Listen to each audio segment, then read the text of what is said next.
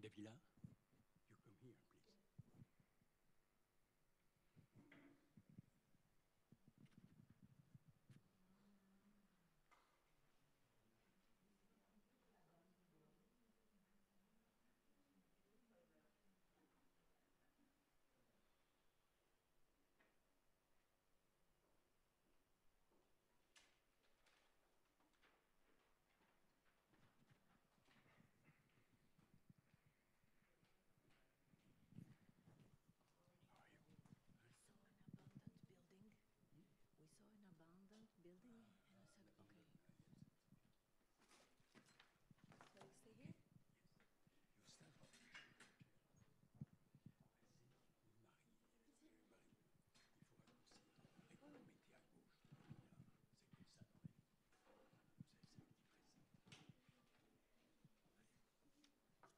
Qu'est-ce que je fais?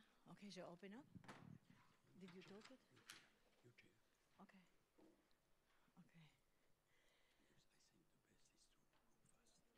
Okay. Thank you very much, everybody. I really apologize for being late. And thank you very much that you all here today. And I'm very pleased to see that we finally had the chance to meet in person and not over the Zoom, even though there are people that will be over the Zoom today. So thanks to Xavier and Marie for having us today in this meeting. And I'll be chairing today, but I leave the floor to the head of the Patrimoine Sans Frontières, one of our partners. Okay, thank you very much, Davila. I will be very short right now because I think we give the floor to Marie to explain to you the logic of this day and the following presentation. Just one word about Héritage Sans Frontières, our association. You can translate by Heritage Without Borders, but it is a little tricky. It is an association that has been created 30 years ago, and it was mainly to feel how heritage could contribute to well-being of many people and minorities, and to contribute to development too. And during a long time, we had a lot of experiences and projects all over the world where we have main issues about heritage, such as Chernobyl, Fukushima, Haiti, and now we are more focused on things that happen in France, and you will have a presentation later on this morning about that, therefore I don't think about that. But I want to welcome you first and to thanks a lot all those who have organized this meeting. I think Romain Bijard is there, Marie Le DVA, Wood, and Henri Simon, which was the previous president of Héritage Sans Frontières. And that's all. I think we have no time, therefore I give. Hello, everyone, and thank you very much for coming. So the whole project, as you mainly know, is about having a constructive dialogue on the communist past in the Western Balkans. Today is the fourth workshop, and we had the theme of identities and collective memory in an enlarged Europe. So we decided to focus this morning on this notion of collective memory, identities, what it means for Europe as European Union, but also as Europe as a continent and enlarged Europe, obviously. And this afternoon, we decided to focus more on the dissonant heritage, which is a notion that is linked to what we do with Patrimoine Sans Frontières, and more specifically to talk about communist architecture and the legacy of communist regime, and try to see how this notion of dissonant heritage echo the notion of identities and memories in Europe. So it's a very dense program today, but we are very happy that we managed to find all these amazing speakers, and we are looking forward to hear all the presentations. So thank you very much, and I think we can start.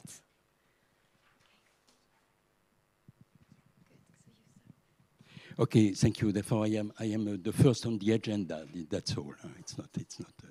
Okay, and I have been asked to introduce a little with the point of view of Héritage Sans Frontières, this day, and I will develop some points. I don't want to make something very formal because we have not so much time and it is not at all an academic meeting, but we have to discuss a little about some elements.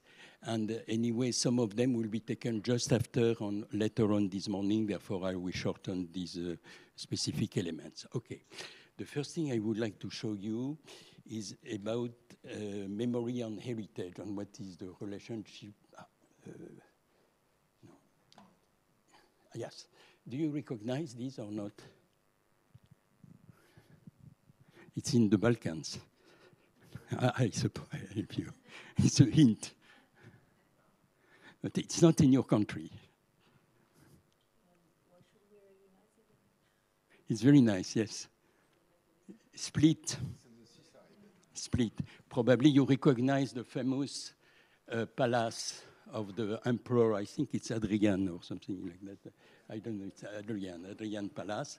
And this is very interesting because it is the mix between memory and heritage, you know, because there is the memory, naturally, the memory of all what happens in this area, and mainly from Adrian. But it is an heritage, too, that has accumulated within time a lot of experiences of various architectures and so on and so forth. And this place is very famous for another reason. It is because the first big book on identity and heritage has been written taking this as an example. It was an Austrian called Riegel. It was the book, The Modern Cult of the Monuments. And he explained that when we look at heritage, we have both values from the past, like history and memory. In the order, it was memory and history, which is not at all the same thing, and value of the present, like use, the current use, and the artistic value. And every time that we try to explain heritage, and we try to make heritage something very living, we have to consider both this past and present value. Okay. Now, I would like to introduce to the, yes, to the dissonant heritage, because this expression is used more and more all over Europe, but in two different terms, from the top or from the below. When it is from the top, we are mainly speaking about the European heritage, for example, if it exists, this is the issue of the day, versus the national heritages. And then it is very interesting for young people to know if there is something new to take into consideration, and by the way, if there is something to drop out. This is the problem. But we can too consider heritage from below, and then it is an issue that is increasingly important. It depends according to the countries, but I will give you some example on Paris later on. The heritage between different communities due to the migrating process, and therefore the issue for the young people is to know if they have to share this heritage or not. As I try to show you later on, the two are mixed, because in fact it is the same engine that make understand the heritage that can build new forms of heritage. But there is a kind of approaches that are very different, you know, and probably according to the countries, the relative weight of these approaches can vary. Okay, now I just want to tell something about Europe, but I will not be too long because this theme is just taken just after, therefore I just introduce something, okay. When we look about the discourse about culture and heritage in Europe, it is a very throbbing discourse. It means that everybody is speaking about culture, but as in the national countries, anytime you have a crisis, culture is forgotten. This is the principle. This is all over the world. It's not only in Europe. Okay. And it's very interesting to know that many chief of state or president of the Europe, or which is the most important function, the president of the Commission, have always said we should have started by culture. We should have built culture and so on and so forth. Famous sentence of Jean Monnet and other ones and so on and so forth. But in fact, we see that it is very difficult to make culture introduced in the treaties. It may be introduced in the programs, because the programs is something different, naturally. And when you look at the first treaty on the CECA, it was on steel and coal union in 1950. It's very old, naturally, and it was related to some countries only. There is always a mention in Europe in the forefront of these treaties, but that's all. That's all, which can be understood because coal and mining is not really the core of the cultural process. But even after in the Treaty of Roma, which is really the cornerstone, and after Maastricht and so on and so forth, it's very difficult. And why? We have three reasons. The first thing is naturally the emergency of the economic issues. We have never to forget that. It was a market, and it is still a market, and it is mainly a market. I don't say it is no more than a market, but it is still a market. Ah, yes, thank you. I will take the other position. Okay, the second main issue, it is that, and this is more seminal and more interesting, it is that culture is an engine for citizenship. And the citizenship, it is naturally a pure competency of the national states. This is absolute, and there is no transaction. I know that in terms of rights, you have la Cour européenne de justice, I say that in French, but probably you understand, and you have other organisms that work, that deal with this issue. And naturally, out of the Commission too, out of the Parliament too, you have naturally, I don't speak too much about that, the Council of Europe, but it is a very comprehensive organism, as you know very well. Okay, and the third issue that we face when we try to understand why culture is not so much on the agenda, it is the fact that it is very difficult to distillate and design what is the European culture, but it is the question of the day, therefore I let you answer by yourself. She already asked you yesterday evening to give 3 words to summarize what can be the European for you. Therefore, it's up to you. Okay, and naturally you have cultural programs. You have many cultural programs, but it is very interesting when you look at these cultural programs to see that when they are assessed, when there is an assessment of this cultural program, it's always on behalf of their economic aspects. As if you don't speak economic, you are not legitimate. This is the law of the European Union, according to me, but maybe I underline too much, but it is up to you to criticize, naturally. Okay, now I would like to come to something a little that go further in the subject.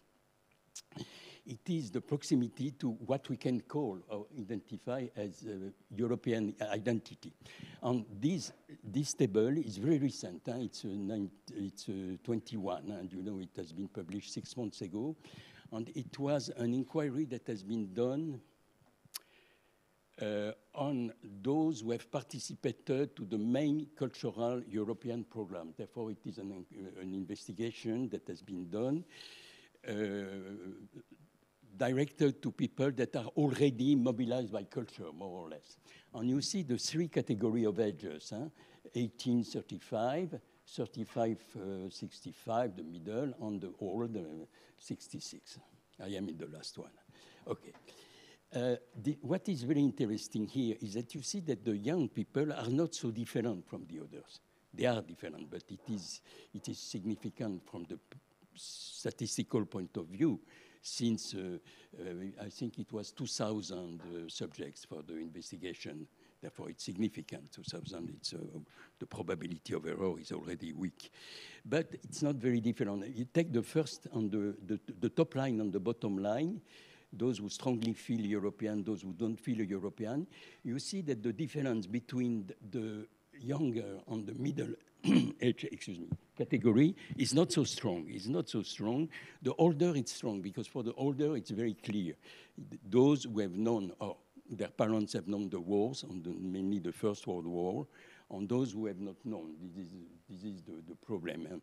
And for the older people, you have a big majority that identify Europe identity to the peace, and a small minority at the 10% that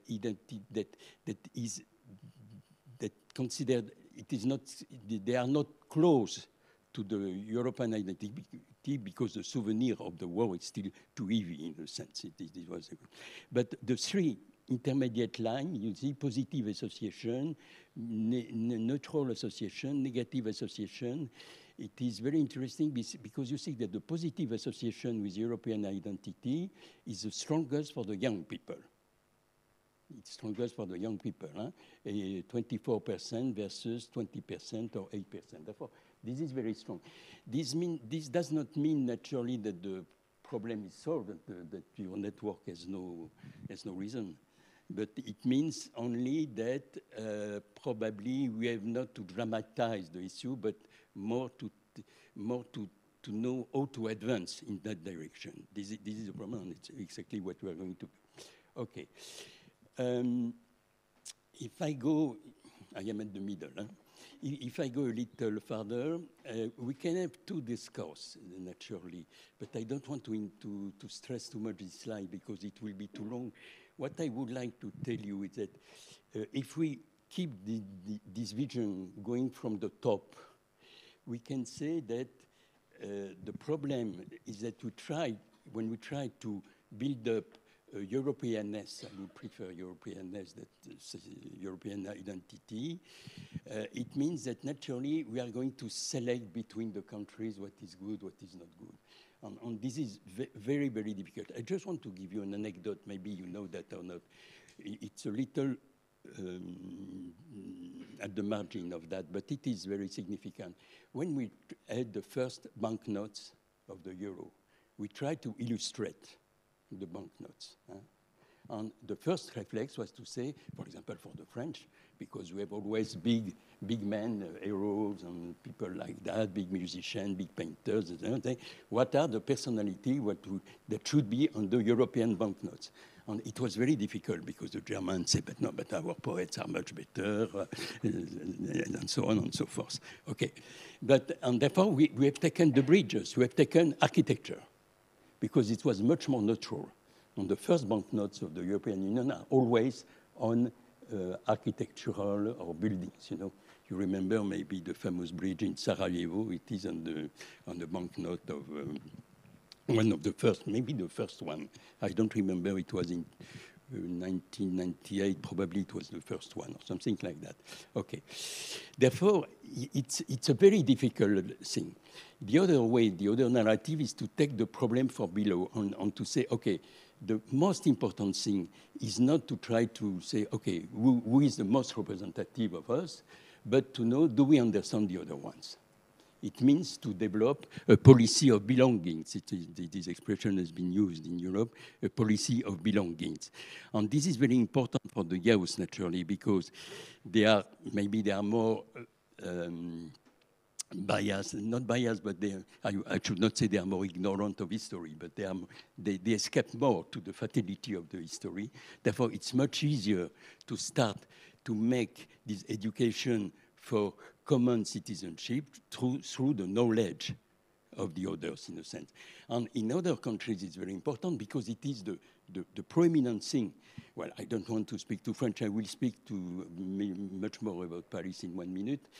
But, for example, in France, the problem is to be a European or not, maybe, but it is not the European citizenship. No, the problem is to know what do we do with the immigrant communities. It's absolutely that, the main problem. Okay. Therefore, we have to know how to work with that. And I have four directions, and I shall illustrate this direction by slides after, only by slides, no more text. First, the conversation between the heritage. The second, what we can call deep thinking. I will go back. The third one will be historic, urban, and rural landscape, how to make understand historic and rural landscape. And the last one will be the circular economy. Okay, now I go to start with the conversation. Okay, look at that. This is the Museum of the Louvre in Paris. At the end of the 19th century, approximately. It's a famous table that is in the Louvre right now, therefore you can see it. And this is, as you say, you see very well. You see very well. Behind this man, there is Mona Lisa. Okay. And this is a day where you have not too many people, because it's much more complicated. You need approximately 40 minutes between the entrance of the room and going in front of Mona Lisa and to evacuate. Therefore, it's horrible. This is exactly the thing. It illustrates very well the bad use and the good use of heritage. The good use, I think you understood. It's on your right side, and the bad use is on your left side. Okay, maybe you can disagree. Okay. I would like to give you two examples of this conversation between heritage, but one will be treated after by Sophie Blanc. She will speak to you about one experience that we had. It's called sharing heritage. It's, in French, it's patrimoine en partage, but it's not exactly literally the same translation, but it is the closest. She will speak about that around 11, therefore I will let her to do that. I will give you another example that I had to work on.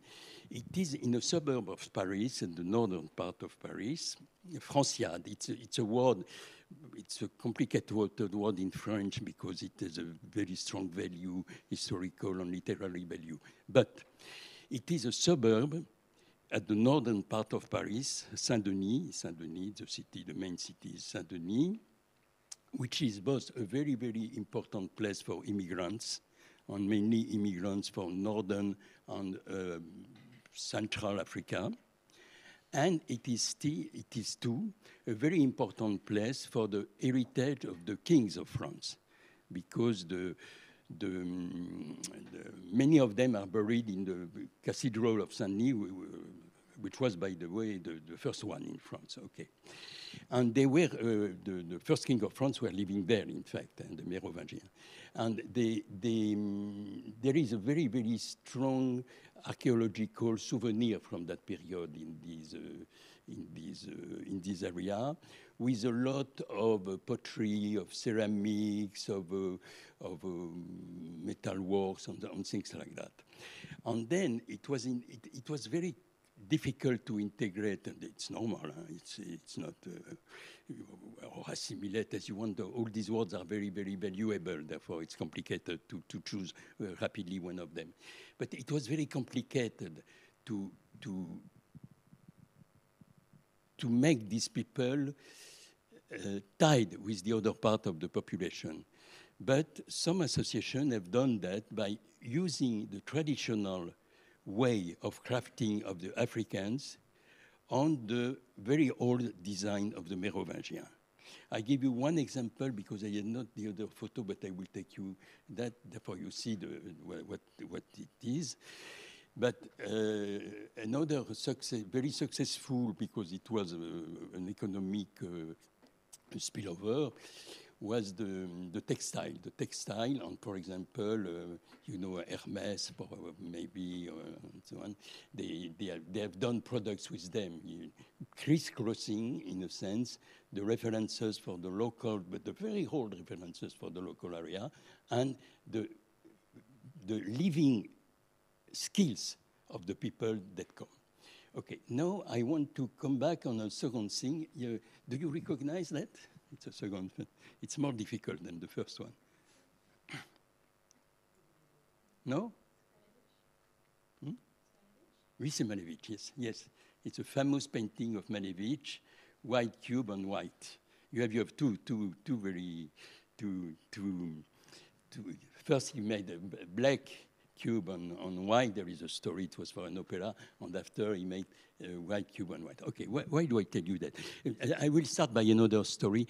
I am in architecture. No, I want to give you one thing. In Notre-Dame de Paris, you know Notre-Dame de Paris. Okay, we had during the Revolution, during the French Revolution, a lot of statues at the first floor. Well, the first floor is relatively high in Notre-Dame de Paris, of kings, a total file of kings, approximately 30. And maybe you know, I don't know, we had a very strong vandalism. It means that at the beginning of the revolution, many people started to destroy this statue You have to dim them down, to break them, and so on and so forth, because they considered that the images that were there was not the images of the kings of the Bible, but it was the images of the kings of France. And it was the revolution. And we had a long debate in the national assemblies, successively, because it was during 2 years, the story, and the deputies were asking them, the member of the parliament were asking themselves, should we let the destruction or should we stop the destruction? And finally, they decided to stop the destruction because they said, okay, maybe it is the image of the kings of France, which was not true, by the way, but it's not the problem here. But it is, you must understand that behind this image, it is the work of the people. It is the genius of the people who did these statues. It is the skills of the people who did that. Therefore, why do I come to Malevich? Because when we look, but I will not be too long because in the presentation of Atrium this afternoon, you will have still this debate.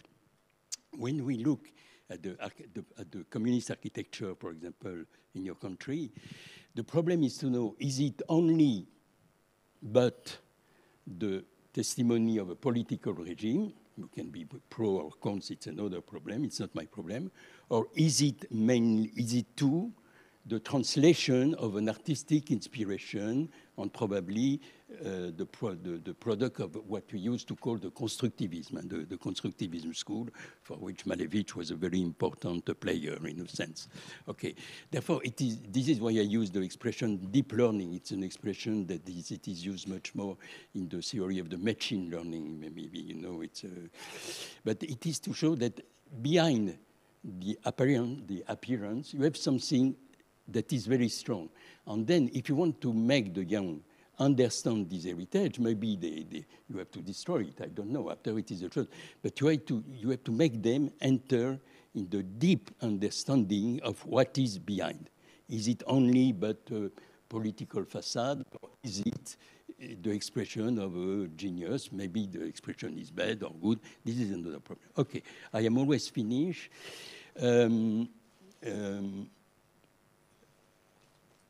Okay, no, I just take 1 minute on this one. This is something I wanted to tell you, to explain to the young, and we did that but more in the schools, in the professional school. This is one part of Paris. There is just one slide after, and it is very short. This is one part of Paris. And you see the map on your left side. This is the part in the the map of this part of Paris at the end of the 18th century and the beginning of the 19th century. And at that time, the Bastille is somewhere there, and it is the eastern part of Paris. It's on the other side of the river. We are here, exactly. More or less, we are here by this way. Okay, it was very well known in Europe because it was a hub for furnitures. Today, if we use the modern language, we should say it is a modern district or something, or a cluster or something. And it was very well known because all the artisans in furnitures meet the people who wanted furniture. These people were mainly aristocracy, kings, Tsar, it's very well known because he bought a lot of furniture here, or new bourgeoisie. Okay, but it was very interesting because the contact between the artisan and the clients was direct, you know. We had a very big experience at the second part of the 19th century in Paris, you know. They destroy a lot of buildings. They make big avenues crossing the city when they are not so big now, relatively to other cities, but at that time it was new. And then there was a rent-seeking dimension. It means that new buildings were made, and the artisans were expelled more and more from this area because the price of the land was too high. And therefore, they were no more in presence of their clients. It was intermediaries. And this is very important because a transformation of the use of the land changes the intangible heritage. because the intangible heritage was the skill of the artisans. And due to this change of the land use, you see a pending destruction of the skills of the artisan, because they were no more facing their clients, they were facing intermediaries. And the logic of the intermediary, naturally, it is to simplify the things, to have norms, to have marchandises instead of products or goods. And then this was it. And therefore, what I want to tell you with this slide, it is that you know, the idea of urban landscape or rural landscape is very important today. It's a very prominent idea. Even the UNESCO tried to make a specific label on that. Well, they were not successful because there are already too many labels. But it is very important. And when you make understand heritage to young people on the positive contribution of heritage, you must absolutely integrate these into a landscape that includes both material and immaterial heritage. This is absolutely determinant, and I think that this afternoon for architecture. And finally, just the last slide, the first point was the idea of the circular economy.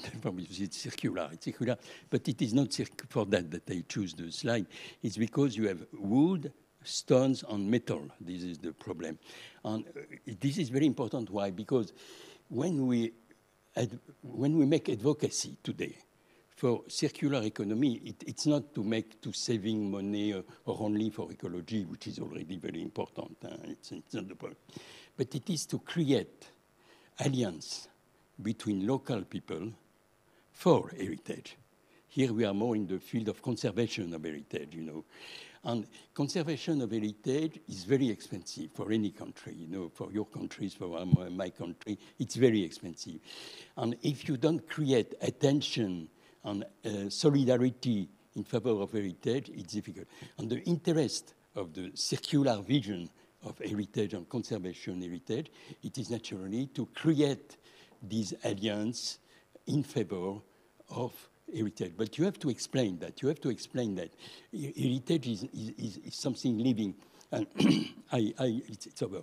I drop an expression that I use in the first slide. I am sorry. Heritage is not a name. It is a verb. It is very important. You have to understand that. When you try to explain heritage, and through heritage, identity, memory, and things like that, you have to understand that everybody can have its own. It is a verb. It is not a name given once for all, forever. No, it is a verb. It's very interesting to understand that. I don't know in your language if heritage is a verb or a noun, but in my language, heritage is a noun. It's not a verb. But for example, if you look many English or American, or even Japanese or Asian, heritage is always something that is revolving, and changing. And this is because it is revolving and changing that it can be something positive, not for building a precise identity, but in going for understanding the identity of the others. Okay, I stop there. Thank you very much, Professor Greff. We heard about the community requirements, cultural identities, and dissonant heritage. It was interesting to see how, through relating our past, present, and future heritage, we provide with a sense of identity and stability. So now I leave the floor to Christine Cadot. Was I right? Okay. National construction of memories, European memories. I have it in French. I'm trying to translate this. Construction nationale de mémoire européenne. Parfait. Merci beaucoup. I think I will take off these. C'est celui-là, oui. So many thanks for inviting me to present part of my work, because I'm working on the French cases about reappropriation of European narratives from the executive and from the legislative national powers. But I'm also working, as said Xavier Graff, on also other processes, narratives from below. So I'm not only working on the top-down construction of narrative, but I'm also working on the construction of national narratives from below and reappropriation of those narratives. So here I would like to stress, oops, it's not showing up, no. Okay, so, okay, that's fine then. So what I will try to do is to try to take several little cases about how we can see that there is, when talking about European memories, using first a plural most of the time, because it's very difficult to try to build a unified European collective memory using singular.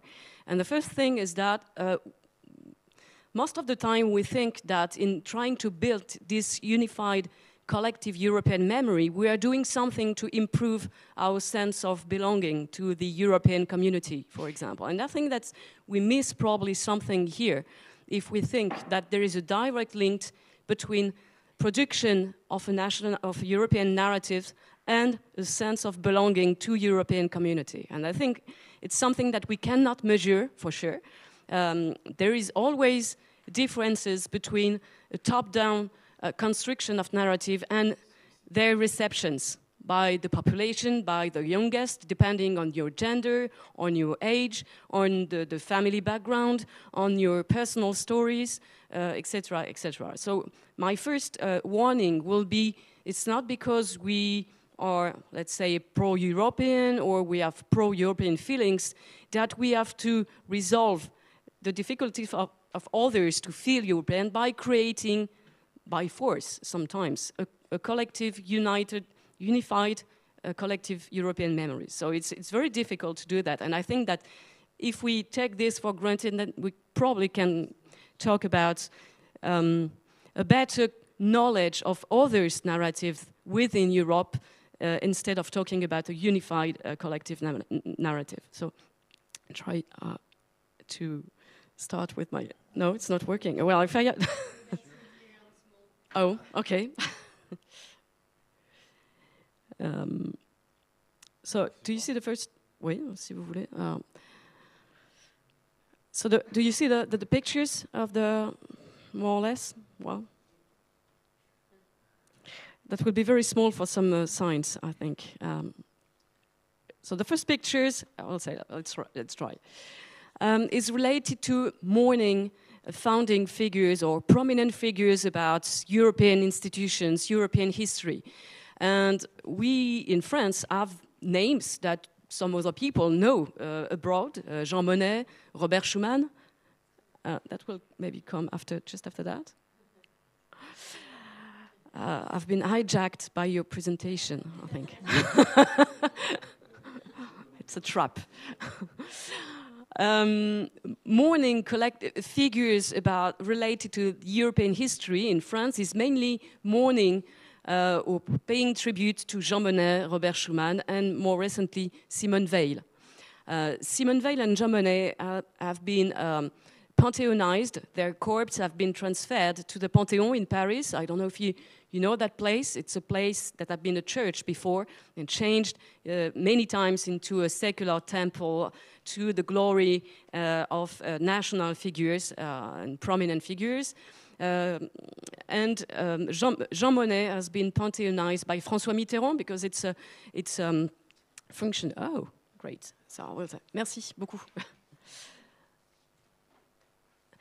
So I will start from the start.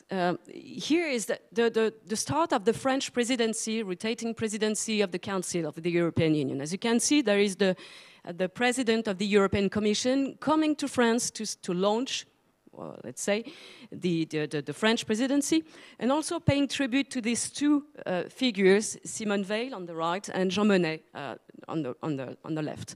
And those two people have been pantheonized, their corpses have been transferred to the Panthéon by the will of the two presidents, François Mitterrand for the first one, for Jean Monnet, and Emmanuel Macron for the second one.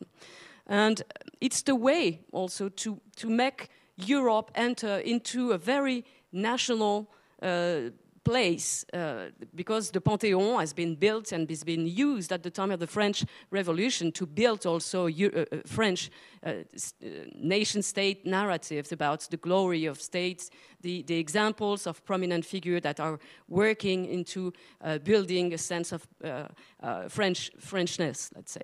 So it's somehow original to put two figures that are mainly related, not for Simone Veil only to Europe, but partly to Europe, and paying tribute to those rituals. But as you can see, it's not always Europe that we are talking about. And there is very big differences between the rituals that have been made for Simone Veil, the tribute to Simone Veil, for example, in the Cour des Invalides, and the tribute to Helmut Kohl, who died a few days before Simone Veil, and whose corpse have been put into the European Parliament in Strasbourg for a tribute by the MPs, the European MPs.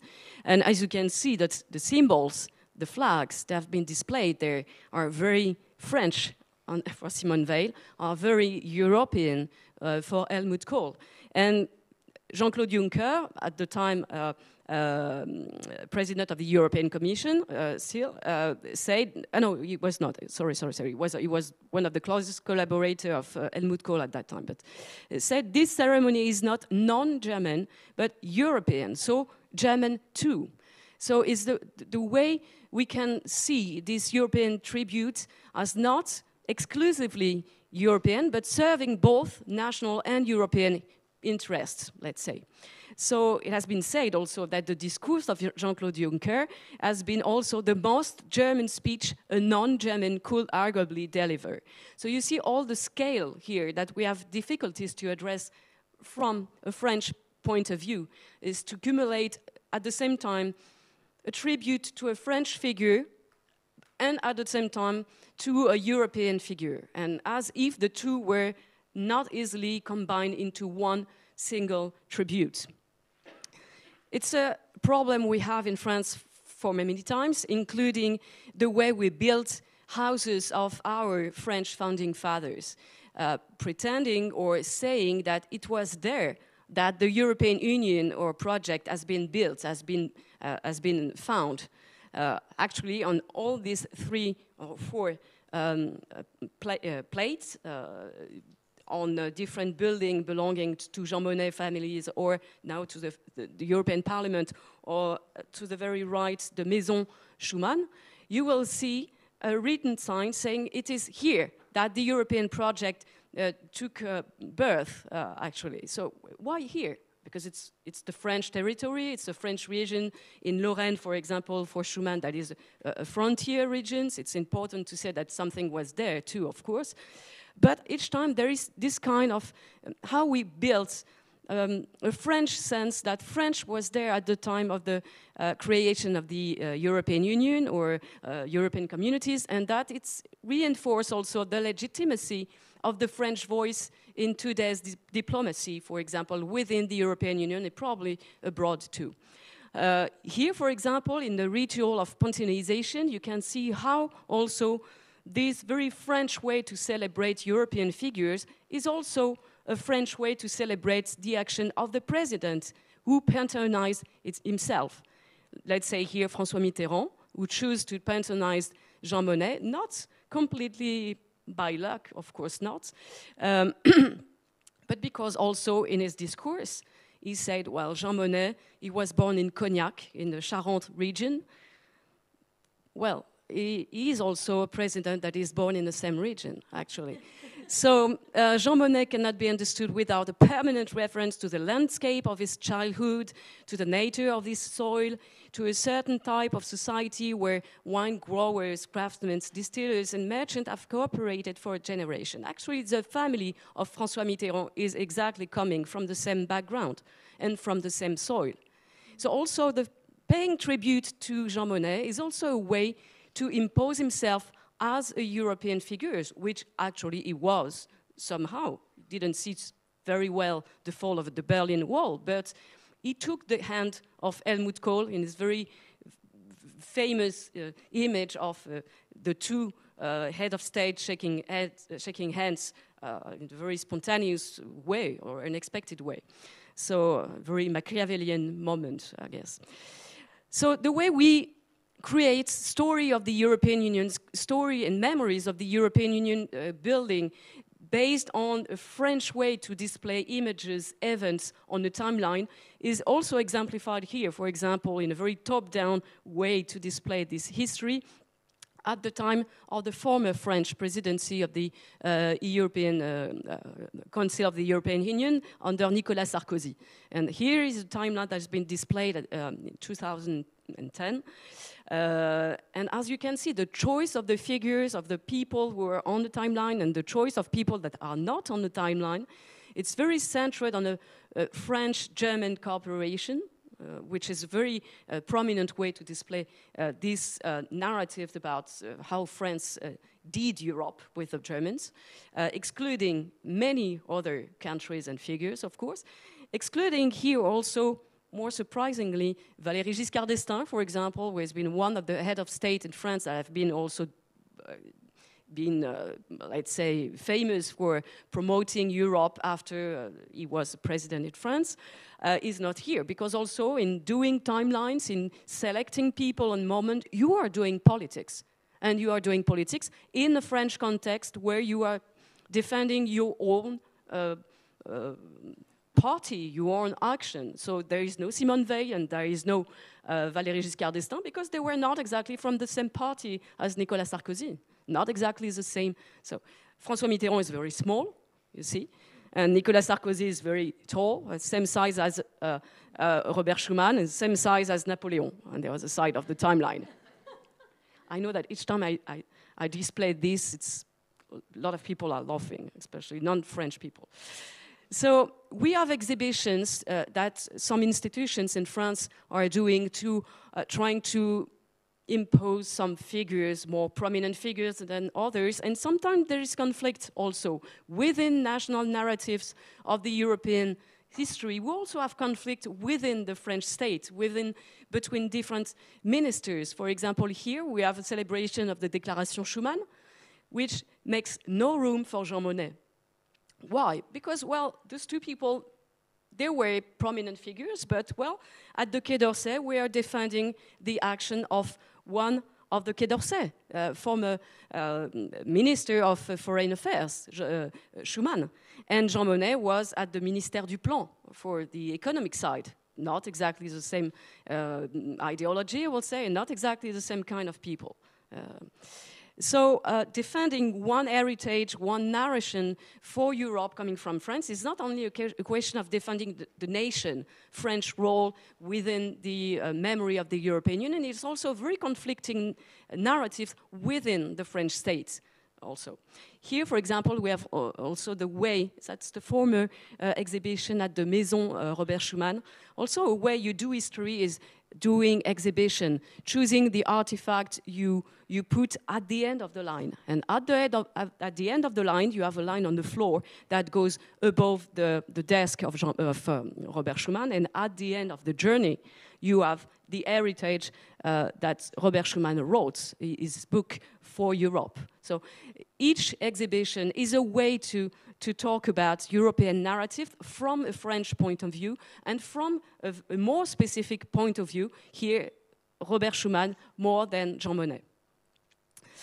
You have also, and we in France are very ignorant about other master narratives that comes from other parts of Europe, and of course you know probably better than we do in France this very also probably problematic way to display side by side totalitarianism experiences, as if we could compare Nazism and crime from the red equal brown agenda. I mean, occupation by the Nazis and the Shoah equal the death coming from the Soviet occupation.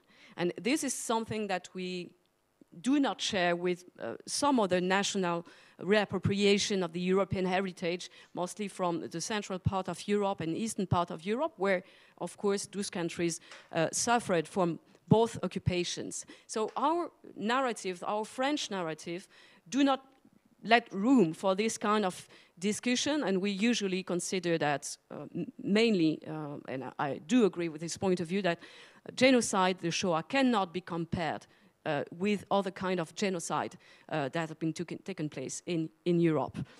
Not to say that we are not able to know also these debates coming from elsewhere.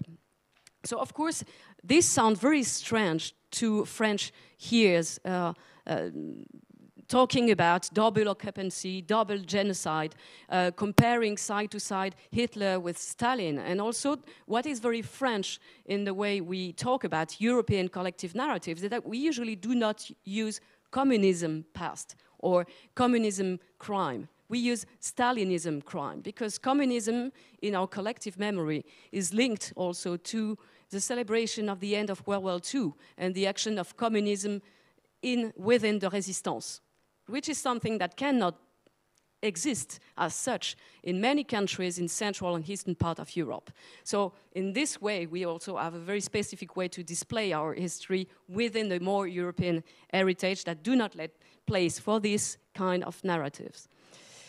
As I said, this very top-down approach to make exhibition, create timelines, write school books too, is a very top-down approach that does not say that there is no room for interpretation, reappropriation, contestation of these master narratives from below. And this below, of course, it's not easy to see them when you're say, for example, visiting an exhibition or reading a textbook, and when you are a pupil, for example. Here you have a pupil saying, I'm very happy to be here to this exhibition. It was the exhibition about Robert Schuman and the Quai d'Orsay, the one I displayed just before. I learned things that I didn't know. It's very nice. And of course, this bottom-up approach can only emerge when people are educated to feel that they have the right to contest, to question, and not to be only the passive receptors of a top-down approach of collective memory.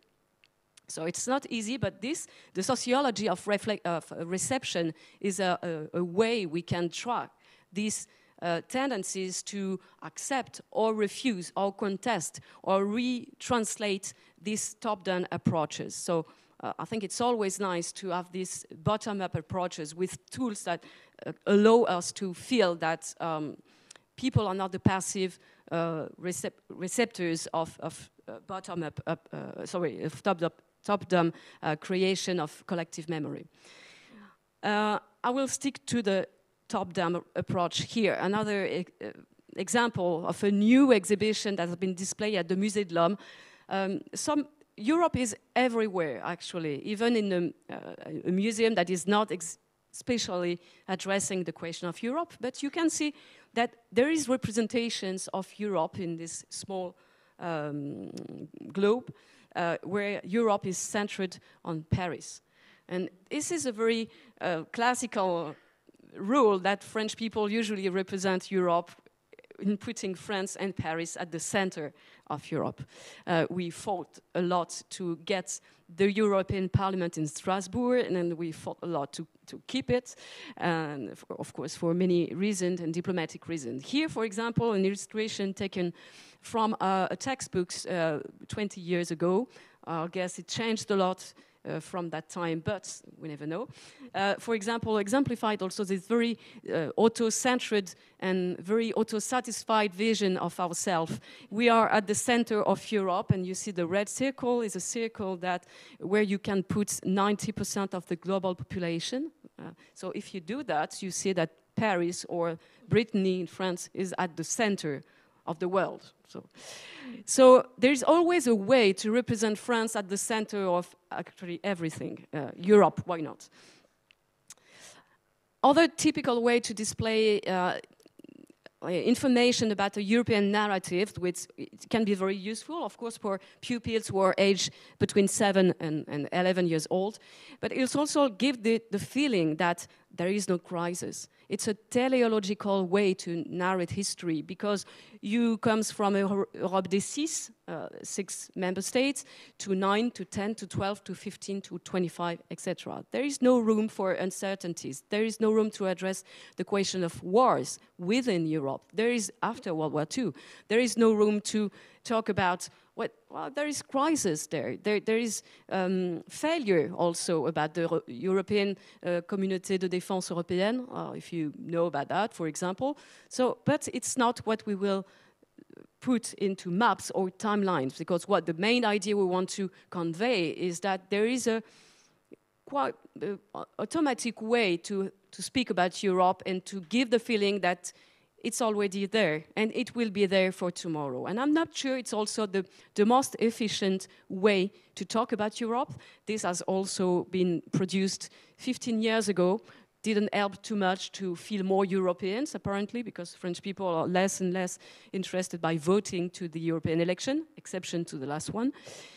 And if I take other ways to display history of Europe within school books, and I go here to Hungary to change a bit, you see that the way we use illustrations within school books is first to give the sense of, well, we are in Europe, but first we want you to know where is Hungary within Europe.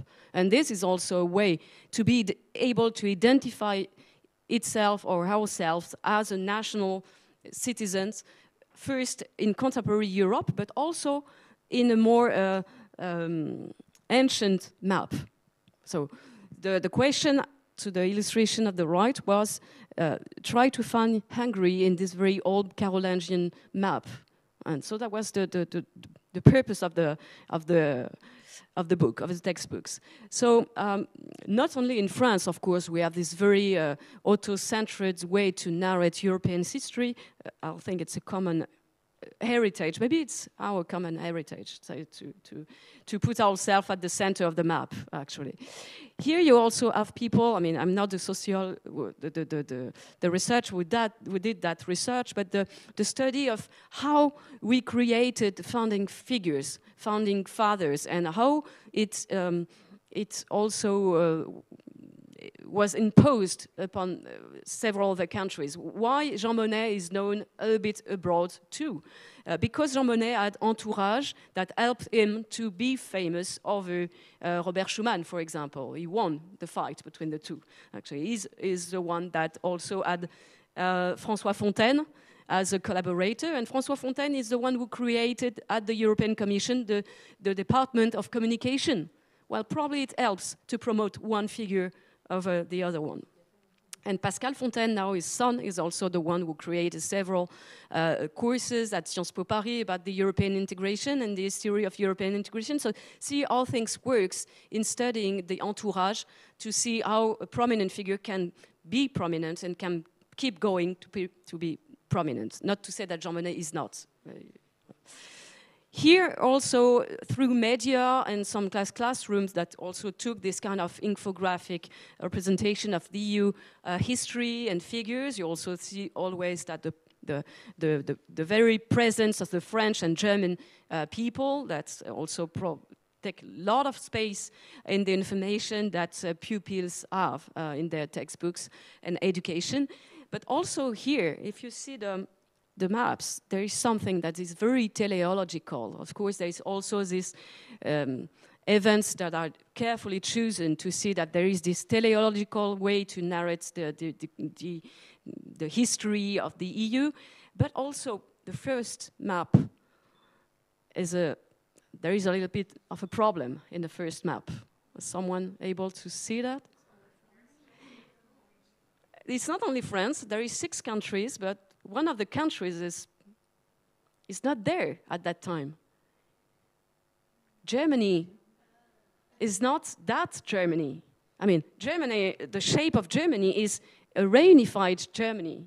So probably a mistake by the people who did the maps, because they took Germany here and erased progressively back in doing a backtelling, so probably kept the Germany frontiers of 2022 and then did the backtelling. But it's exactly what it is as a theological exercise. It's a backtelling. You know already at the end, and you come back to the origins in selecting carefully what you want to see and what you want to tell.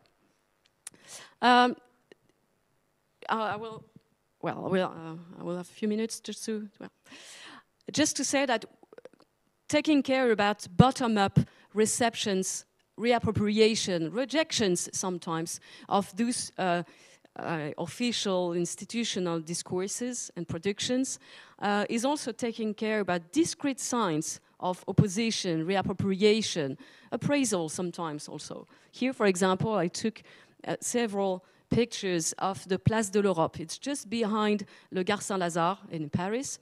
And you have a sign, Place de l'Europe, a place that has not been very promoted as such. I mean, it's an empty place. Nobody lives there. It's just a big roundaround. The buildings all around are on streets that are named after capital cities of Europe. You have Rue de Lisbonne, Rue de Madrid, Rue de Rome, Rue de Saint-Pétersbourg, for another example. Rue de Liège, that has been named after Rue de Berlin, because Rue de Berlin has been just erased and replaced by Rue de Liège after World War I. And so the neighborhood is very interesting to see what we think about what is Europe, actually. There is no trace about where these names come from. I mean, it's another topic, but it's very difficult to know where the Place de l'Europe comes from in the design of Paris streets. But what we know is that there is people that are putting signs on Place de l'Europe signs, and probably with some ideas in their mind. So it's not because you commemorate Place de l'Europe Simone Veil, just after the Panthéonisation of Simone Veil. Simone Veil has been added to Place de l'Europe. It's not because you commemorate something and you put a French name with Place de l'Europe that people will suddenly become more European or more accustomed to speak about Europe. Actually, it doesn't work like this. And people are just putting stickers against the right to abortion, because also Simone Veil was a prominent figure of the fight for the right to abortion in France. So here, collective memory is not related to Europe at all. It's related to another side of Simone Veil, and people are just showing their feelings about Europe or Simone Veil. I mean, for them, Simone Veil, it's not Europe, it's the right to abortion that, for some people, is a right we have to fight, or something. Here, for example, another example, but you can find something else. Discrete sign of probably pro-Europeanness by someone who took a small pin and with a European flag to put it on the plate. Well, at first I didn't see that. I crossed that roundabout almost every day to go to my work, and I didn't see that. And each day I see something different, I take a picture. It's called rephotographie. It's also a method in social sciences to see what changed in the urban landscape day after day. It's a way to picture changes, discrete changes, and also bottom-up practices. And you see, at the last picture here, you also have, olive tree branches, well, let's say, so, thank you. Probably some significance related to Europe. Which one? I don't know really, because I couldn't find really fights or wars at that present time, but there is something that is put there here also. So the bottom-up practices, I think, tells a lot about how we refuse sometimes, or how we accept these master narratives and rituals around Europe. Here I would like to say also words in Greece.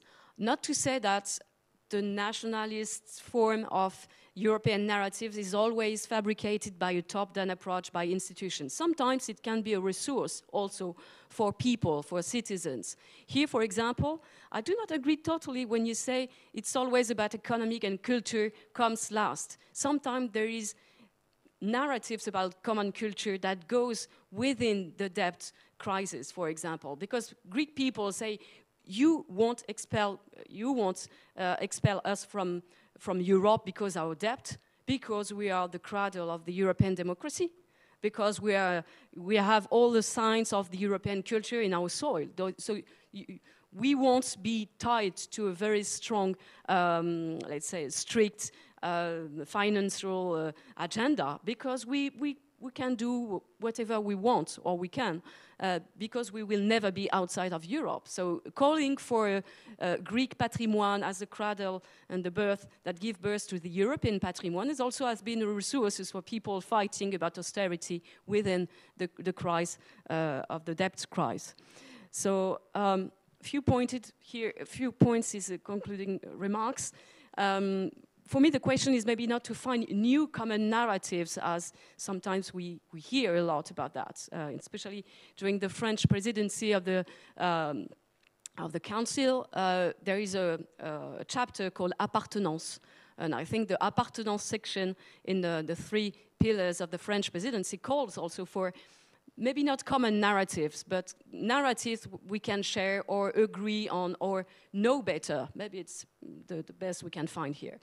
So the problem is not to find common narratives, but to question the need for narratives within Europe. And I think we are looking for narratives without to question our need for common narratives, as if every solutions, every problems comes from a lack of a common narrative.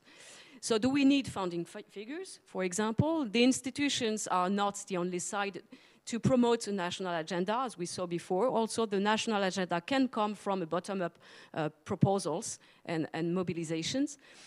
How to think and practice out of the theoretical framework which has already been used to forge nation states. The need for a collective narrative has been at the core of the building of nation states. Do we need to use the same tools, the same recipe to build or trying to build a sense of belongings to Europe? I'm not sure also about that too. Or to be iconoclast. In fact, the educational catechism that have been denounced by Robert Schuman at his time, he was denouncing the national catechism that is on textbooks, for example. But he is no part himself of a new dominant catechism about theological narrative about the European construction that erased every war, every crisis within the European continent. So the right to question master narratives, how do we do that? How do we desacralize master narratives and figure? Well, we have the right to do that. Some countries are better than others to do that and to provide tools to do that in museums, for example. Thinking about people fighting to impose other kind of legitimate narratives, oral traditions, etc. And also, what do we do with narratives, exhibitions as place of confrontation? Accept the ideas that public space has not to be a peaceful public space as it comes to narratives. It can be a confrontation. I mean, knowing the fact that we disagree on narratives can be maybe something that we can build on something else. And not to forget the growing role of the European Parliament here as also a new space where those questions of collective narratives has been very visible this last month, and especially because the European Parliament now votes laws on the recognition of crime from the communist past. That's been also an arena also for people, MPs coming from people from new member states. So I think it's, of course, not to say that we only have national narratives. European Parliament is also a place where we can express this kind of Europeanization of European narratives. Thank you.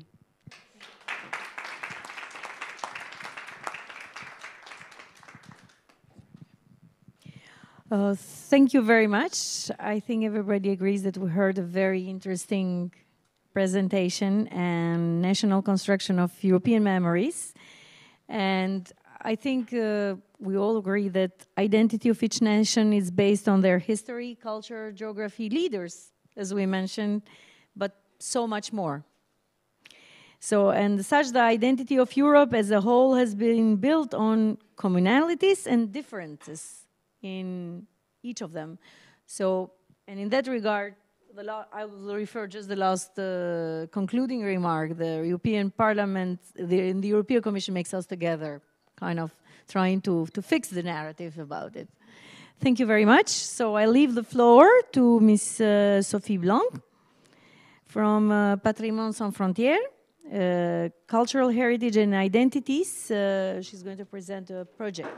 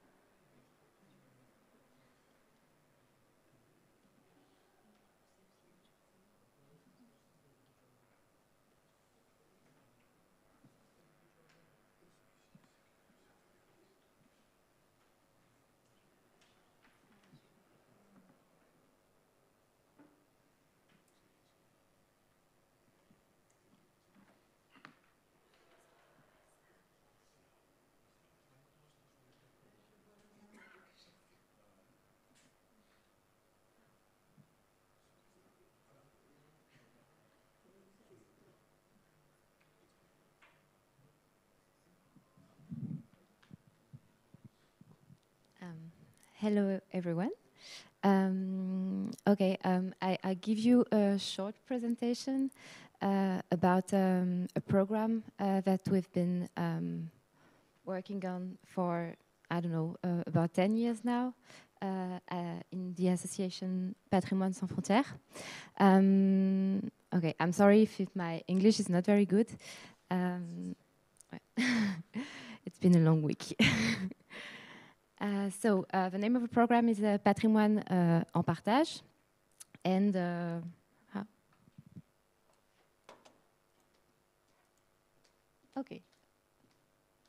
great.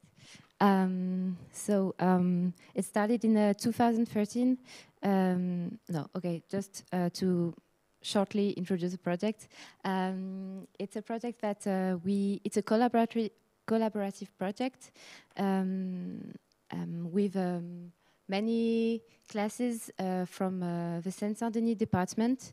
The classes we are working with are specific. It's the classes where students that come from abroad, mostly children from the age of 6 to 16, let's say, and when arriving in France and they have no knowledge of French language, they go to these specific classes to have an intensive French language education before entering basic classes. So they have what is a very specific is that in one class, in one high school, you will have students from the age of 12 to the age of 16 from very different countries, such as China, India, but also North Africa, South America.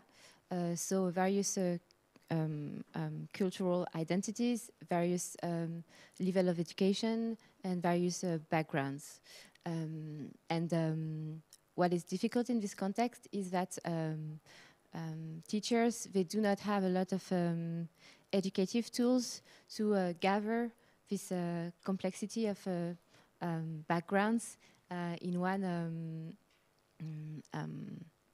straight educative approach. And that's why, and that's how the project has been developed, so as to use common heritage, so as to use their heritage, the heritage of each student, as a lever to develop these tools. So we started with 8 classes in 2013, and as it become more and more popular, we've been developed through the years our approach, and now we are currently working with 6 classes in the Seine-Saint-Denis department.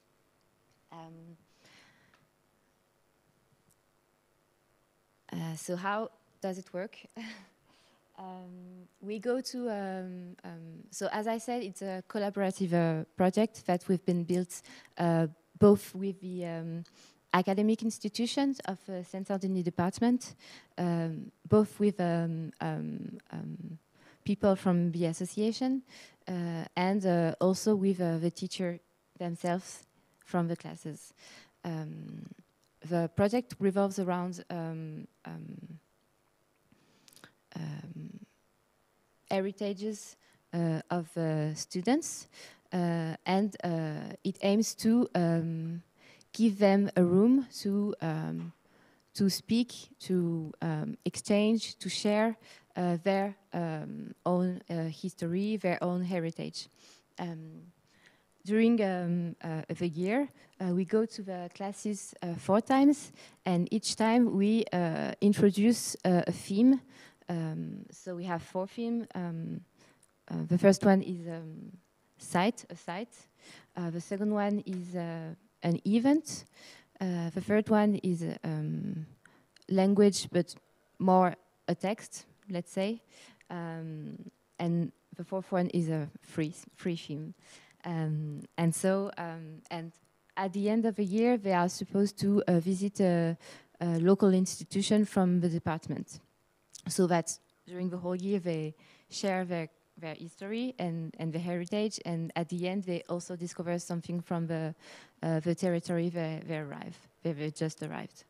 And at the end of the year, we collect all their productions that are mostly text and images that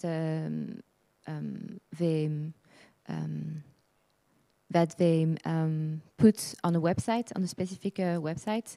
And at the end, we collect all their productions, and in one book that we gave them as a, I don't know, as a memory of the year. Okay, so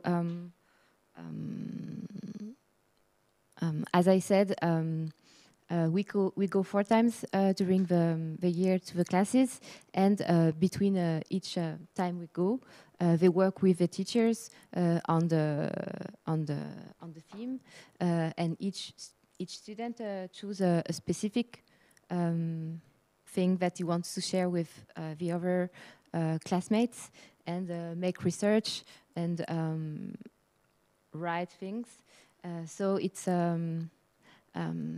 actually a way to I would say transform what is most of the time considered as a weakness. I mean, lack of a French cultural background or education in terms of language as a strength as a strength. And most of the time when we go to the class, it's really interesting because it's also a moment when they can develop, I don't know,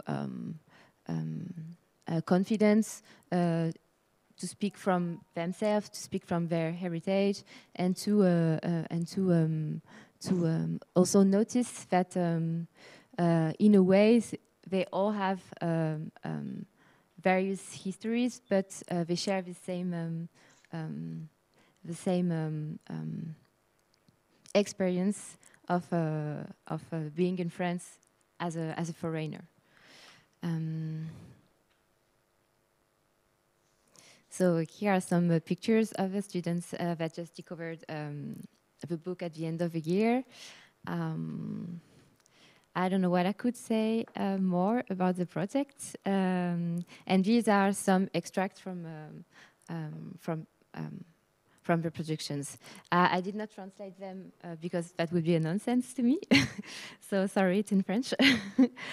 And yes, we talk about, for instance, this is a citadel from Haiti, that a girl said she's very proud of. This is a traditional cake, I think. This is a memory of China.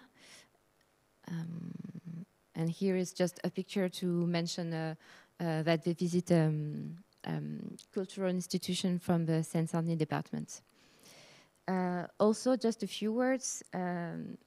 We developed 2 adaptations of a project.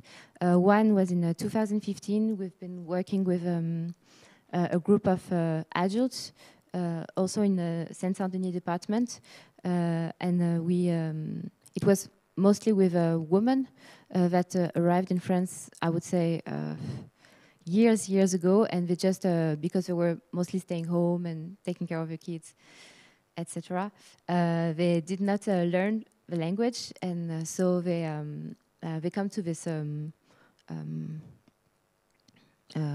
club in Pantin, and we've been developed a program by making them talking about some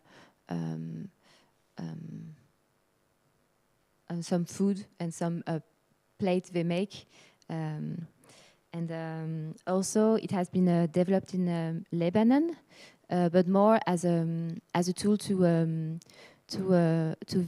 value the historic heritage of the city of Tripoli in Lebanon. So, as what is more important about the project, I would say, is the tools that have been developed, because it's really and can be adapted in various subjects. Thank you.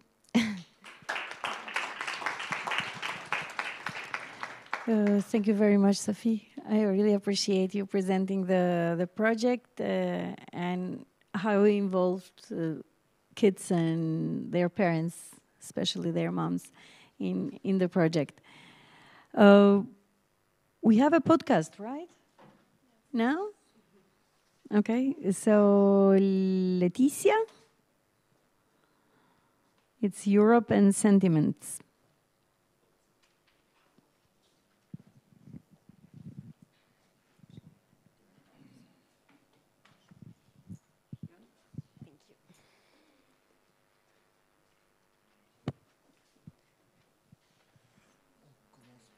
La présentation, ouais.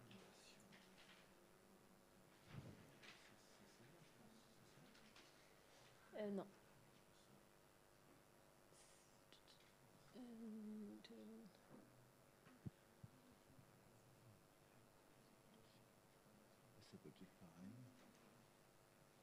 Bah là, voilà, c'est celle-là.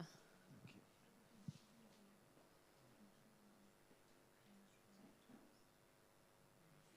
Ah non.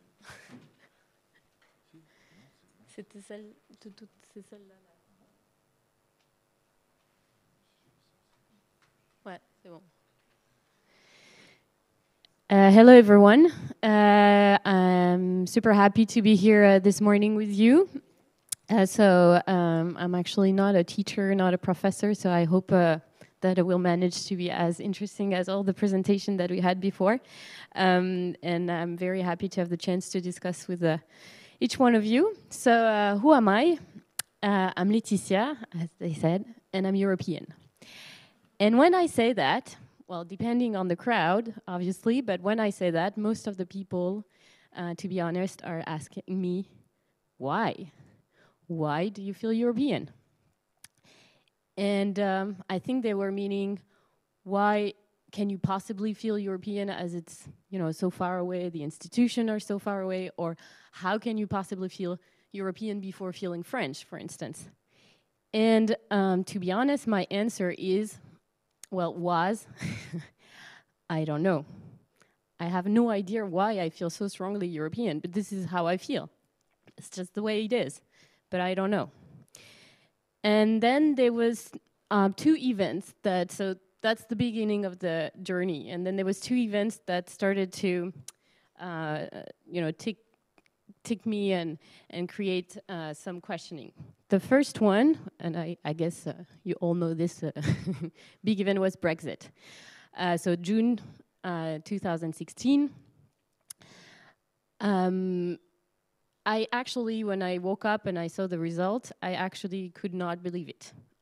I think I was raised, and Christine just said a lot of things about it. In France, we are raised in this narrative that you can't leave Europe. I mean, this is not possible. This is not something that you can think of. And I was raised like this, like we are part of Europe. We are part of this European Union, and no matter what. So when the people from the UK decided and vote to leave the European Union, I was very, very shocked, and I was very sad, actually, as well. And suddenly, something that I could not believe in, that you could want to leave Europe, was made possible. The second event that really also started to question me and to question my sense of belonging to Europe was the European election. So it was May 2019.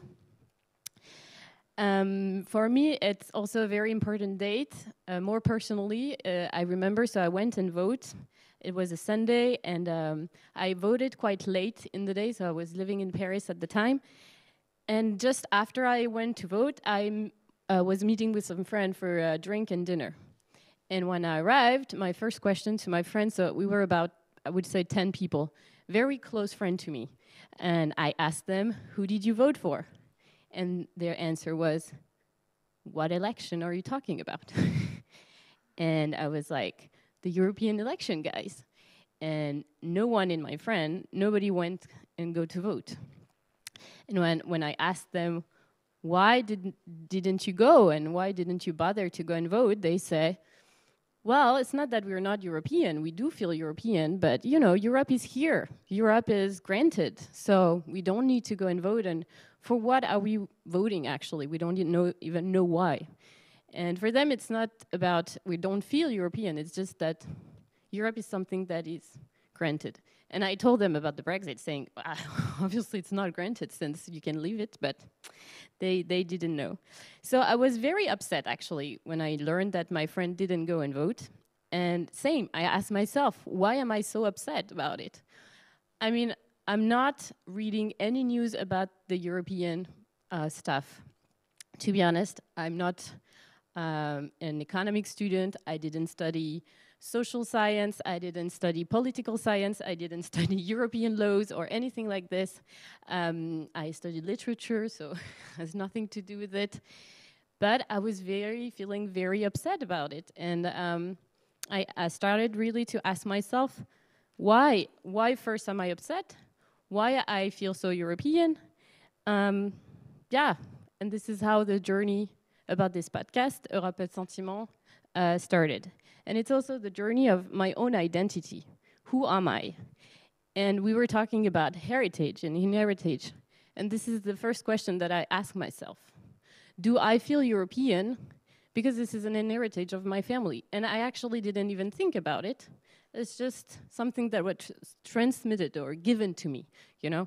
It's not something that I've chosen, it's just something that that was my heritage. And so the first question I ask me is, what defines me? How did I build my identity?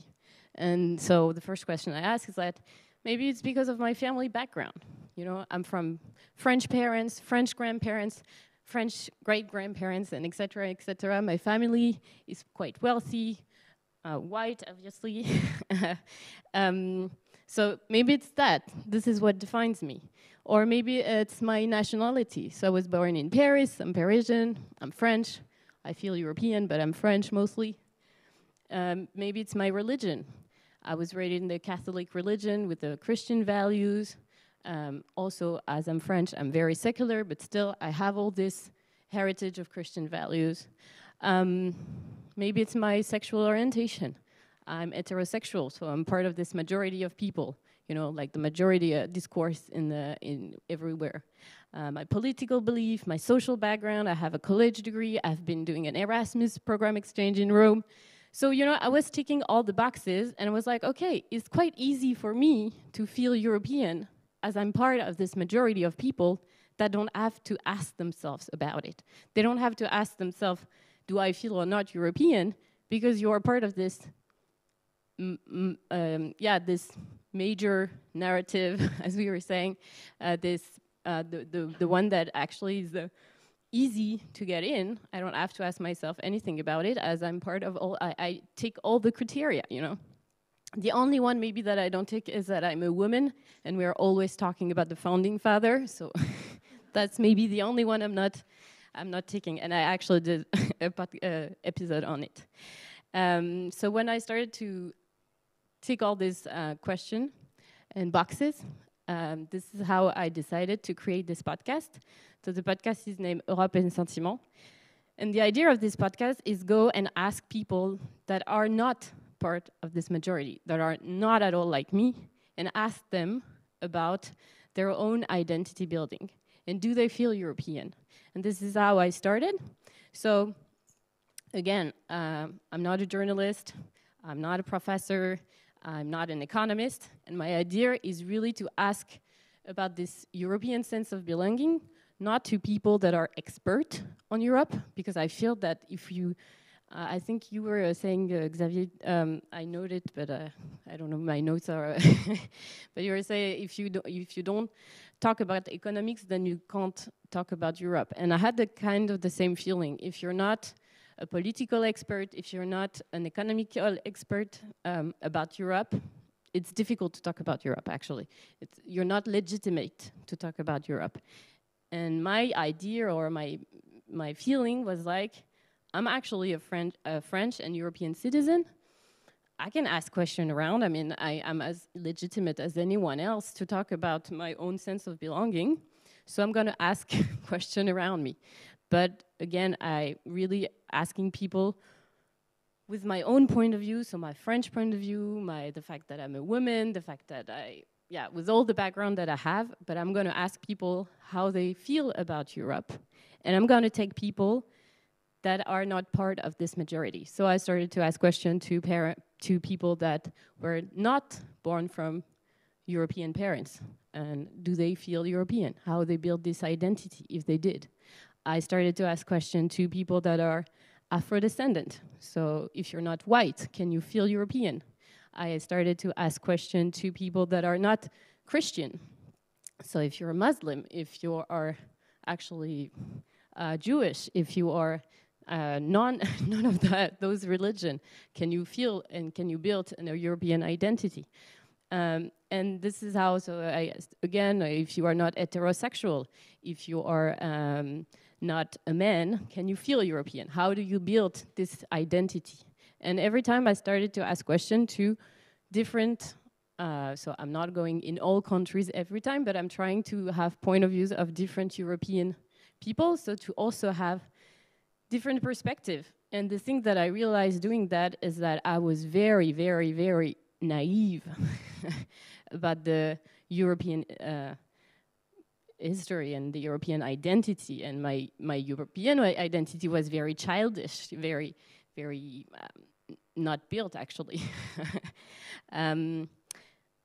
Just one example, and then we'll start to listen maybe to some extract. But as a woman, as a French woman, I was very sure that some basics rights for women in Europe was shared. You know, when you entered Europe, you had to at least have the right to abortion, for instance. And doing my research and starting to interview people, I just realized that it's not the case at all. And that's really, it was a shock. And this is why I'm telling you, I was very naive about this European identity. So yeah, the podcast is about this, is about how, and it's very subjective. And sometimes I have people that are telling me that they feel strongly European. Sometimes I have people that they don't know. And sometimes I have people that feel strongly non-European. And I'm very happy to share all these stories and all these testimonies. And the idea is not to promote the European Union or to promote anything, but just to understand how people actually live in Europe and live this narrative of the European Union and being in a shared continent. there was 3 stories that I wanted to share with you, and maybe also to open the debate, the discussion. The first one is, so how can you build your identity when you are born in a country that does not exist anymore, that disappeared?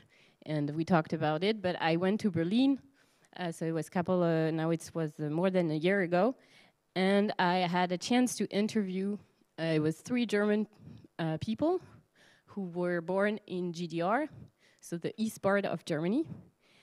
Because it's true, in French history, we kind of forget that these people were brought in. I think these are the in terms of process for integration or adhesion to Europe, this is the fastest one, because in one day, they were European. And so I asked them, how do you build an identity when the country you were born in has just disappeared?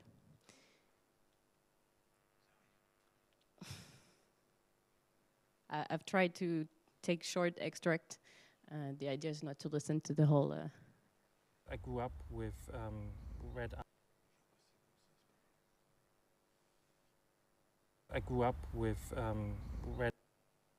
I grew up with Red Army propaganda and with waving red flags, and that was very normal life. And then suddenly everything was completely. Il y a moyen de le mettre un petit peu plus fort? Complete. Oui, c'est que du son.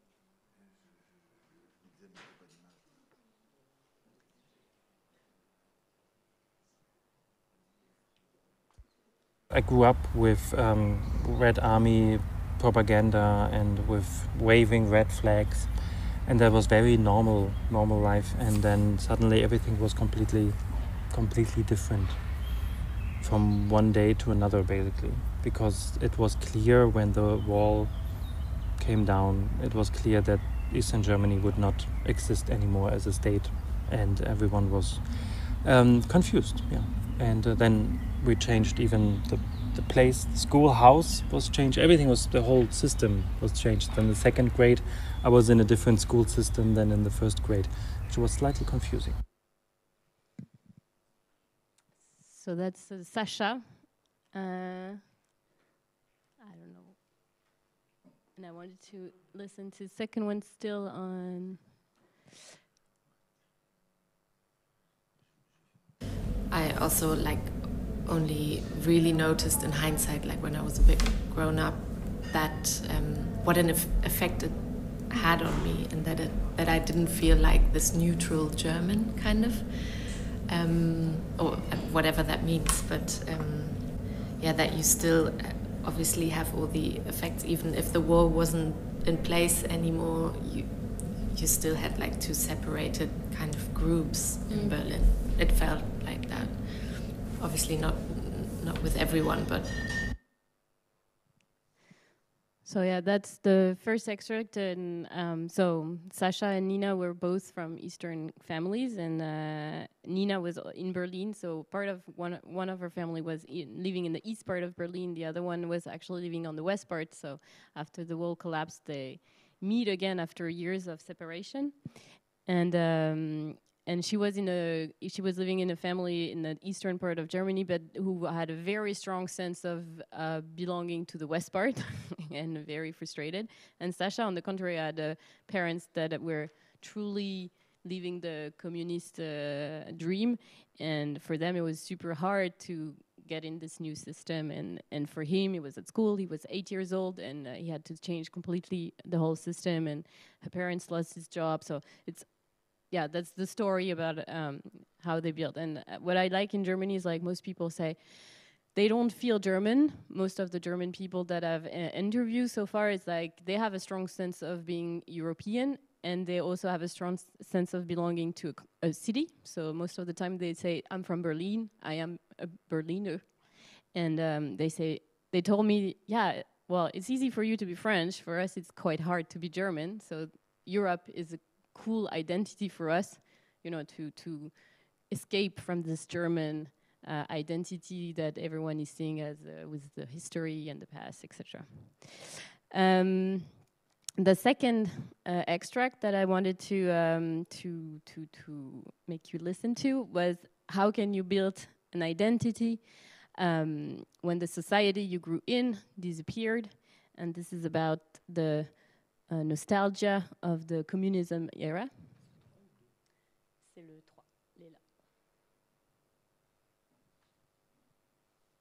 And I've been to my relatives yesterday who are living in the very heart of Tbilisi, and she was telling me, "What, I don't know why you don't like Soviet Union. I don't know why you have this very Western influence and so." And she started like biting me, let's say, and I'm really having fun when she does so, because I don't know what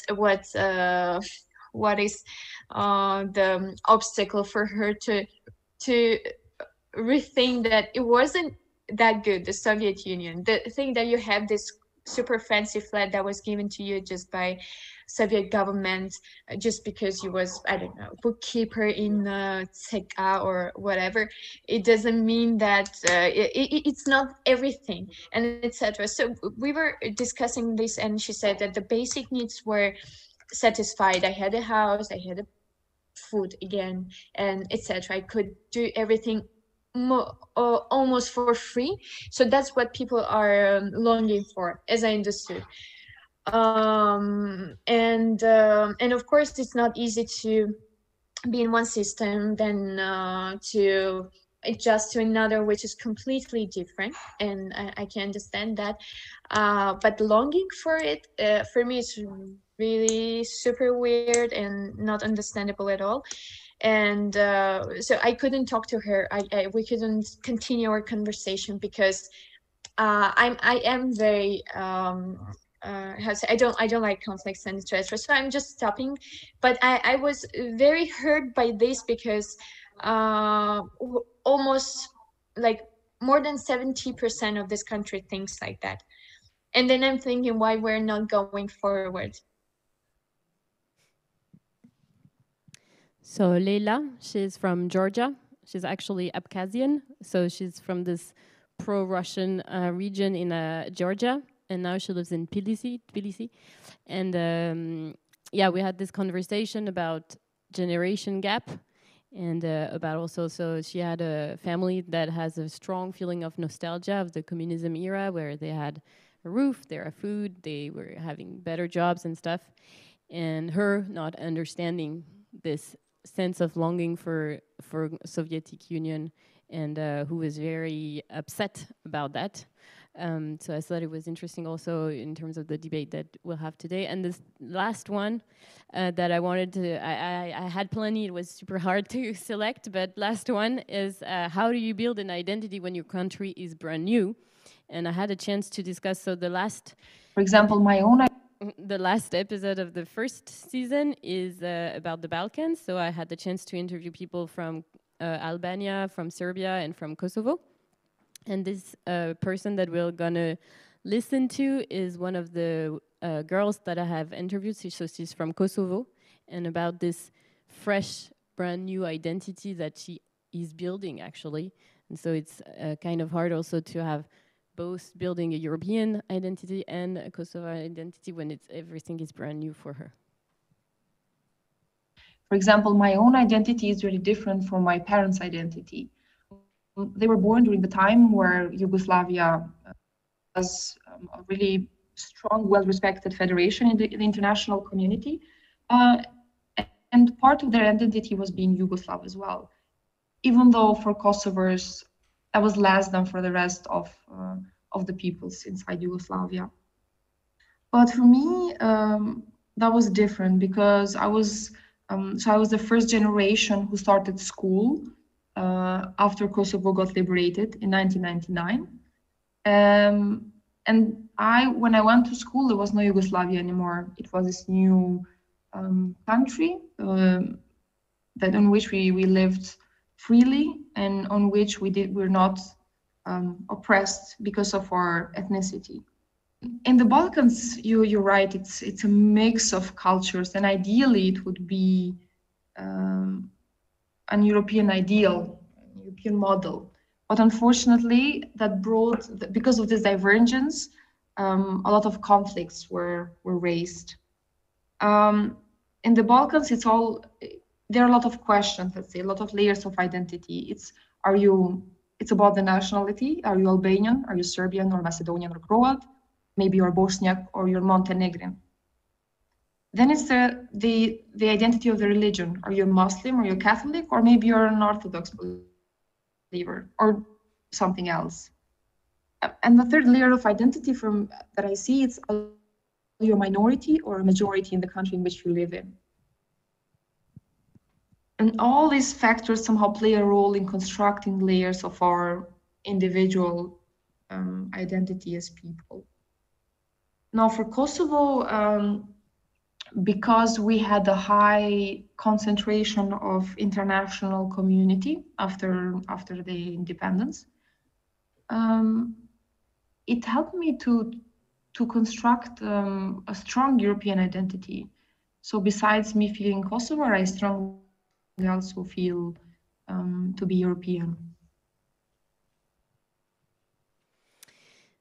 So yeah, that's the extract that I've chosen. I have many more, but for the sake of the conversation, we'll stop here. And just to end, so yeah, I have a way less since I started this podcast. I'm still feeling European, but maybe in a way less naive way. I'm questioning way more also, and I'm being maybe a bit more. How do you say a bit more well, I'm not fully saying like Bini Oui Oui we say in France, like saying yes to everything the European Union is doing. I'm questioning way more. And the thing that I would love is also that people, and I'm started also to ask people around, is that I know that in this podcast I have a very French point of view, and I'm doing it from my own perspective. So I'm the one asking the question. I'm the one who's also making the links, and I'm doing it with my own French perspective. And I know that I would love that people do the exact same topic, but from I don't know, from a Polish point of view, or from a Hungarian point of view, or from a Albanian point of view, or from an Italian point of view, because I'm pretty sure that even though some answer will be the same, or some we won't have exactly the same perspective. And I think this is also how we will, or hopefully, have a better sense of what is Europe, and build maybe a better sense of belonging. So that's my wish.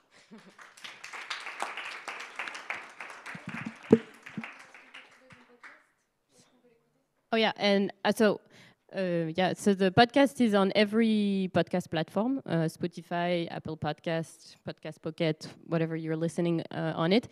Not all the episodes are not, everything is not in English, so I'm sorry about it. I started to translate it, some of them, so out of the 12 first episodes that are online, I think 5 of them are in English, or 6 of them are in English, maybe half of them. This is something I'm working on, but it's a lot of work. And the second season will start in May. Very good. Thank you very much. Thank you very much.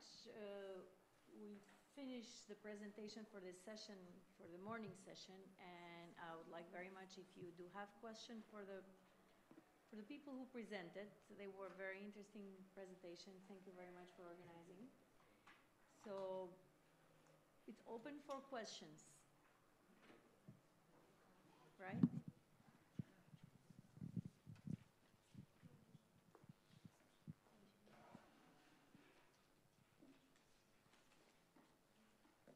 Any questions? Okay. With the extremely events which have forced many nations to take a stand on the way. Okay. The events of the war in Ukraine. Okay. I have a question about the action of Europe, because I think the Europe have collaborated. And the question, with the extremely events which had forced many nations to take a stand on the way on the war in Ukraine, do you think that the cooperation of Europe countries has been efficient?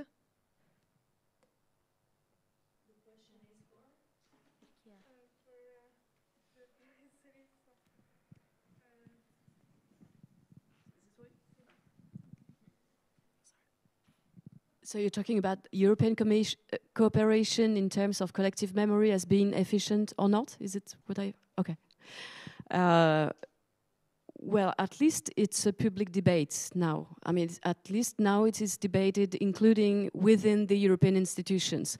There is programs within the budget of the European Commission to improve the fact that we have to think about a collective narrative. I do not agree on the fact that it is the right framework. I mean, it's probably something that the European institutions want to promote, find a collective narrative. I'm not sure it's the right framework, as I said, because I'm not sure we can find that collective memory, and I'm not sure that it's not a blind spot as to avoid to talk about values. Actually, I think we are talking about collective memory, not to address values, common values, because if we are talking about collective memory to know what we want to share for the future of Europe, then what are we looking back? So I think it's a public debate, but I think the terms that are chosen by most of the European institutions to talk about the future of Europe are probably not the right ones, or maybe not the more efficient one, because actually we're talking about European heritage for decades now, and it didn't add the effect that was expected, I think, including since the enlarged Europe, we probably didn't address the fact that the collective narratives are so different between different parts of Europe that, or at least we have to address the fact that knowing each other's narratives increase our common knowledge of each other, which is a different target, I think, as the target of building a new narrative for Europe. That's the name of the program of the European Commission under Barroso. At the end of his mandate, he was building this action financed by the European Commission called New Narrative for Europe, but for what? For what, actually? What do we want to do with this new narrative for Europe? Is it increasing the collective knowledge of each other, which I think is great? I mean, increasing knowledge is always great. But do we infer that this collective narrative, this new narrative, can create something else? And I'm not sure of that. I'm not sure of that at all, because that's the difference about the top-down approach and the bottom-up, or the reflection, or the reception, the translation, reappropriation of these narratives. So I would say it's probably something new, and about what there is cooperation about on that topics. I'm not sure it's very efficient so far for that reason.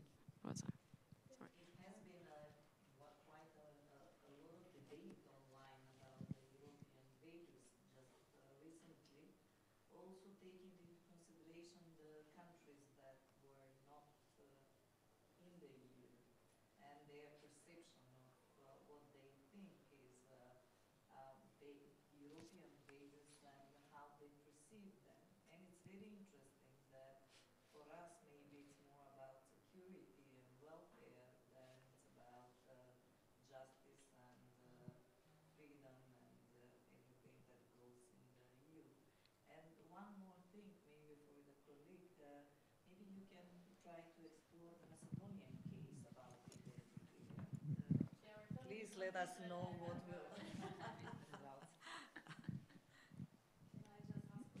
Okay. Thank you very much. I'm Natalia Shikova from Center for Change Management. Very interesting presentations. I want to ask, it's okay, the identity is always built and rebuilt through the narratives. It's in process. But it's good when you build your identity on an inclusive way, involving, but what about when you build it in the exclusive way or in excluding? Like, first of all, we have a division among Eastern Europe and Western Europe. then was Europe and the Balkans, the new member state and the old member states, and now we have even Western Balkans, which will be even greater division of the creating a separate identities, not an inclusive one. So my point is, my question is, how do you see on that building of that kind of narratives? Does they support the European ideas, or they are just splitting apart? Thank you. It's all you. Thank you for your question. I'm quite pessimistic about the debate we have. I mean, not we here, but about the framework we choose, or that is mainly chosen by nation states, member states, because when I see, for example, Montenegro, when I see Serbia, trying to build their Europeanness in trying to find founding fathers, because that's the way we do for member states. I mean, we have Monet, Schumann, we can have Napoleon or whatever in France. We have many of them, actually. We can choose whichever you want or prefer.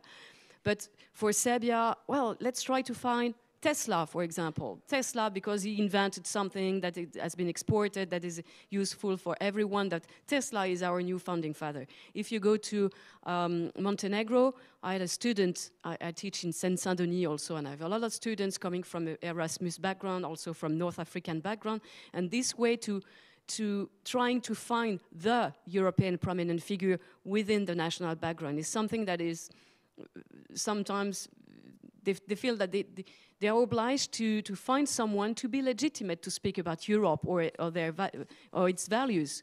And that's probably the problem here, that we are all moving into trying to legitimate ourselves as regards to national founding figures, including new member state or member state that want to access to the European Union. If you want to be a candidate to the European Union, then prove you are a European and find in your national history someone who can rely to a long European history. It's probably not the good way to do, instead of talking about values, shared values. So I'm a little bit pessimistic about this way to use heritage for the wrong reasons, but with a positive way to do. I mean, it's not, people are probably thinking that it can bring something happy, or European integration, but it never did by the past by this way, I think, unfortunately. So Montenegro will try to find, I think it's the King Petar, who married his daughter to all the kings in Europe. So he's built as a figure, not as the founding father of Europe, but as a grandfather of Europe, because he married all these. And it is what some brochure edited in Montenegro told about how European is Montenegro. I mean, well, no, I'm not very. I'm quite pessimistic if we continue to use collective narratives as such. Well, okay. I have a question for Professor Sophie Blanc. I wanted to know how difficult was it first to develop your project, and why do you think today is so popular?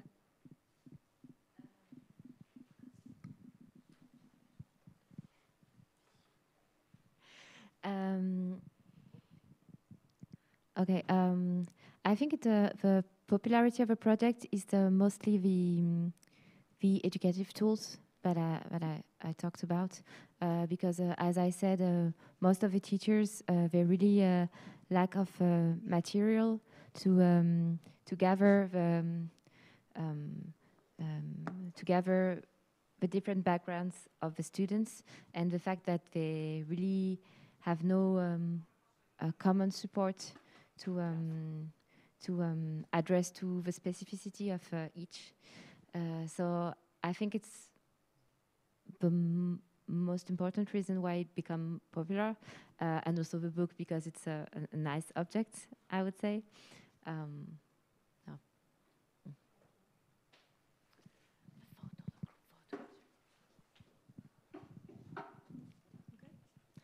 Thank you ever so much to all our speakers, and I think we can applaud one more time.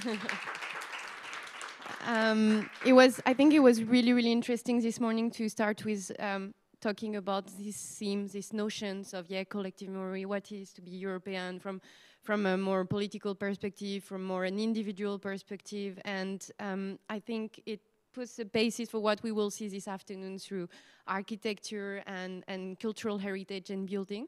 So thank you very much.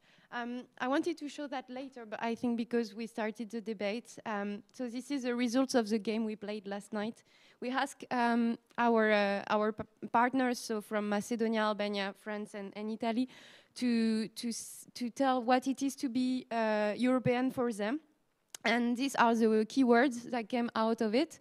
So I think it's very interesting from what our Macedonian colleague just said. It's you see this feeling of security, for example, is very important in this game. Maybe if we would have played just with French people, this would not have been even on that drawing, because again, this sharing value, we have to see if we have the same from our different perspective as well, and if we can try to write any story. So I just wanted to put it there. We'll have the roundtable discussion later in the afternoon, but thank you very much for your participation last night. That was really interesting to see the results. So the bigger words are the one that appeared the most in your answers. So now it's lunchtime. Before that, we'll make a photo with everyone. So if you don't mind coming here, we'll put the logo of the project. So we have a picture of everyone, and after that we can go on lunch on the cafeteria, where you had the coffee this morning.